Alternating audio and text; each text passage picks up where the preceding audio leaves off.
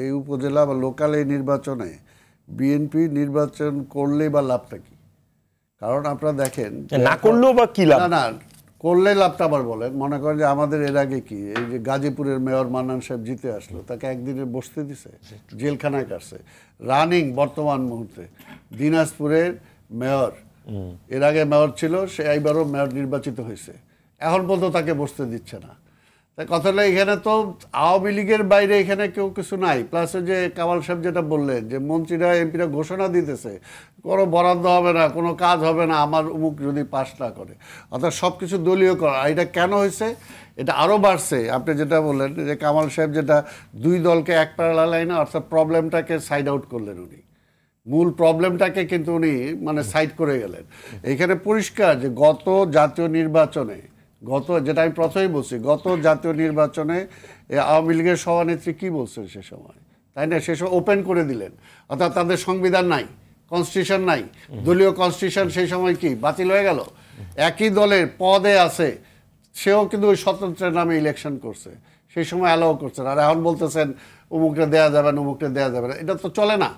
অর্থাৎ ওই সময় তো উনি আইনটাকে ব্রেক করে দলের মধ্যে বিশৃঙ্খলা নিয়ে আসছেন।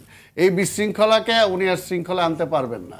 ওনারা যতই বলেন না কেন যে আজকে উনি তো ঠিক আছে, উনি ঘোষণা দিতেছেন, হয় না। এটা হলো যে আজকের যেটা আমাকে আইন সবার জন্য প্রযোজ্য, যেটা উনি কামাল সাহেবও যেটা বলছেন, যদি 18 তারিখ 18 নির্বাচনে আমরা তো দাঁড়াইছিলাম। কেন দাঁড়াইছি? যে প্রমাণ করার জন্য যে দলীয় সরকারের অধীনে এটা হয় না, এবং তাই হয়েছে। যেটা আমার কথা না, যেটা কামাল সাহেবের কথাই প্রমাণিত, যে এতগুলো সিট বিএনপি পাইতে পারতো, যেগুলো তারা দেয় নাই, জোর করেই দেয় নাই। তো এই কারণেই আজকে নির্বাচনের ব্যবস্থাটার উপরেই তো আজকে জনগণের অনাস্থা। আবার সেই ফিরে আসি 90 সালে, আজকে সেই সময় কেন হয়েছিল কেয়ারটেকারের এই প্রসেসটা আসলো কেন? যে দলীয় সরকারের অধীনে নির্বাচন নিরপেক্ষ হয় না। এই কারণে সবাই মিলে একমত হইল যে আমরা দলীয় সরকার অধীনে করব না, এবং 96 সালে সেটা আবার ইস্টাবলিশড হইল এই আওয়ামী লীগ এবং জামাত আন্দোলন করে বিএনপির বিরুদ্ধে, তাই না? কিন্তু সেটা আবার পরবর্তীতে আওয়ামী লীগ কী করলো?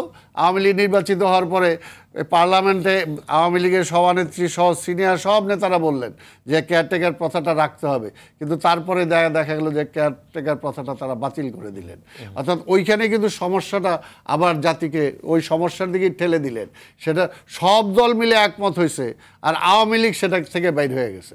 তো সমস্যা তো এখানে বিএনপির সমস্যা না, সমস্যাটা দেশের, আর সমস্যাটা ক্রিয়েট করছে আওয়ামী লীগ।